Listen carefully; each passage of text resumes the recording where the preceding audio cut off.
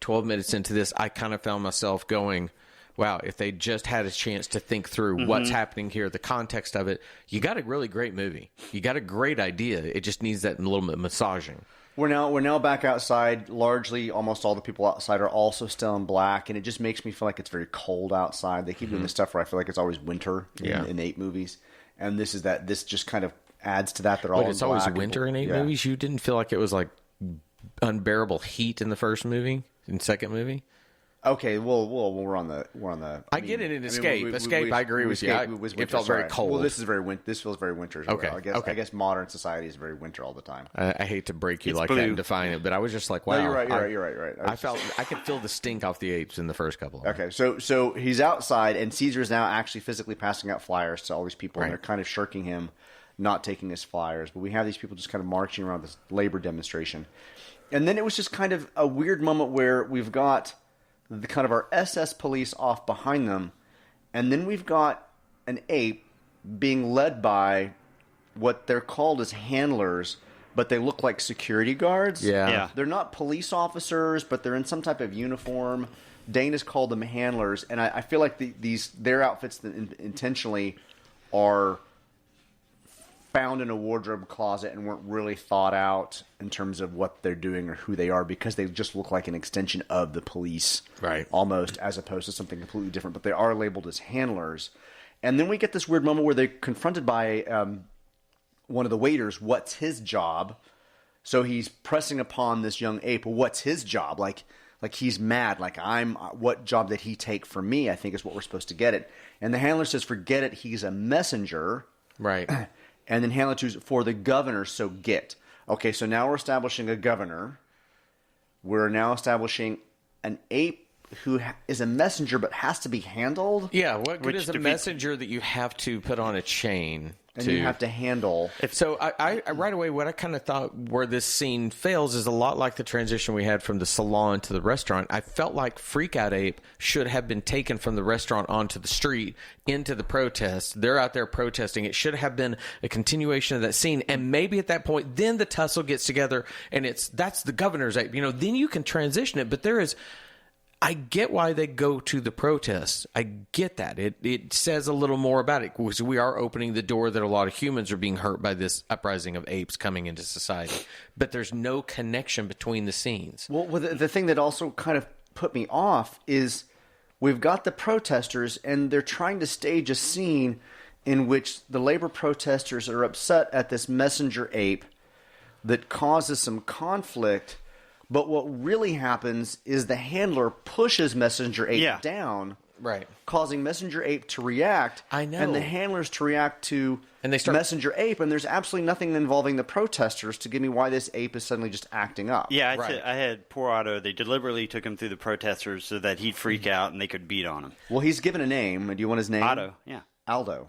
Otto. It's Aldo? I thought it was Otto. O-T-T-O. Script says Aldo. Let me verify that. I think... Wait, hang on. That says Aldo? Uh-huh.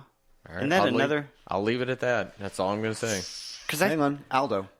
And shackled Aldo utters roar of panic, starts to break away from his escort. And it's a chimpanzee, right? All begin bludgeoning Aldo to the ground. I could have sworn that I had subtitles on and it said Otto. Maybe they changed it, but the script says Aldo. Now, IMDb might have it listed as opposed to what the script does, because they changed that stuff. Well, let's look at IMDb, shall we?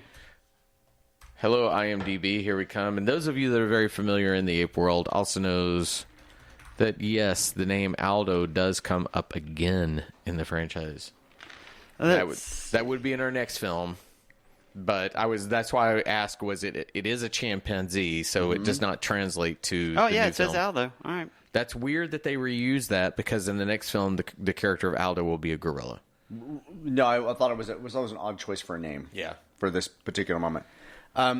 So anyway, it's Aldo, and they just kind of shove and push him, and like he's the one acting up, and he's just kind of that moment when you see somebody, you're like, he's not fighting, he's reacting, right? And I feel really, really bad for this moment, because it's just nothing that he's panicking and freaking out, and they're just exacerbating the situation, beating the shit out of him. It'd be more interesting if the protesters were somehow involved in the push and shove a little bit more. It would. But it really, really, really just kind of hurt me to watch this whole thing happen. Well, and then there's the weirdness that kind of doofushy Nazi guard looks like he's going to hit him, but if you ever watch what he does, he just sort of stops his hand. Right, and I was like, wow, he didn't even follow through. Could they not give him a foam club? You're in Hollywood. You've got to be able to call someone and say, I need a foam club. Prop weapon, yeah. You know, so I can knock the shit out of somebody and not hurt him. But he just sort of, but you kind of hear the commotion that they're hitting each other. So the SS police now come in, and it's Aldo reacting on the steps to two handlers that are hitting him and shoving him, and to the two SS police officers, one with a baton, that appear to be starting this kind of brutalization of the ape. So, I'm sorry, please. Go ahead. And in this moment, this leads to, we do get McDonald. Yeah, we know he's important because he's wearing a turtleneck. Impressively dressed Negro.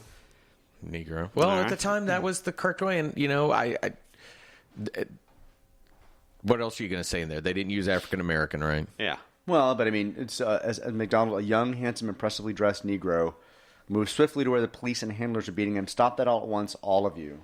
He says with some authority, so clearly this is somebody in power. Well, I think I really want to point out, number one, I really, really like McDonald. I always did as a kid. Harry Rhodes is the actor's name. He will go on to be with us again. Well, right now he's a hero to us, right? He's stopping this brutalization. Yeah. So, but I also like the fact that in that, you know, at this time, the shot of him also is a power shot. Yeah, he's provided in this tumultuous time within our racial history. He has provided a voice of authority that no one challenges to all white officers. Right, these are all white officers. That's a pretty brave thing to do at this time. Pretty brave. So he says, "I saw what you're doing. Sedate the animal and get him out of here." And then we just kind of he then just kind of walks off the scene, and then we cut back to a shot of Roddy, where again the shot is tight on Roddy. We're getting this just great mask that's darkened. He's seeing McDonald. He's seeing what's happening, and then I think that's kind of about where the minute ends. Yeah, that's where we're in. Yeah. So we've now moved from the movie to an actual protest outside, and a protest that involves human. We've established some type of labor demonstration because servant apes are taking over the jobs of actual humans. Right. That's interesting. Yeah. That's a fascinating idea. I think the cool ideas, and I wish that they'd even played that a little bit more so. We have the introduction of McDonald, even though the audience doesn't know who he is yet. Right. All right. Sean? That's it for me. All right. Is that only minute 12? We've been doing this already, and it feels like we're already about 20 minutes in. But is it the end of the week yet? Is it Friday? I think it is. All right, this is minute 12. We'll be back tomorrow with minute 13. Until then, please take the time to rate us, review us, let your friends know about us. I again, while we're doing this, watch all the time, and it seems like daily there are one or two more people coming into our Facebook page, which we love having you guys there. Please let your friends know, because we love having even more people listen to the whimsical musings of Richard and Sean and Todd. Anyway, we'll be back tomorrow. Everyone have a great day. Bye. Bye, everybody. The minute of the Apes.